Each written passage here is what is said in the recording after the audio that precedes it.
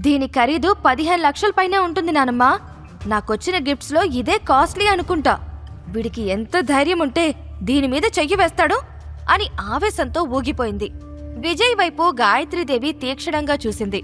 ఆమె చూపుకి కాల్ చేసే శక్తి ఉంటే విజయ్ ఈ పాటికి బూడిదైపోయి ఉండేవాడు. శక్తి ఫ్యామిలీ నా కోసం ఎంతో ప్రత్యేకంగా పంపిన వస్తువు మీద వీడు కన్నేశాడు నానమ్మా. వీడిని ఇలానే వదిలేస్తే రేపు మన ప్రాణాలు తీయడానికి కూడా వెనకాడ్డు.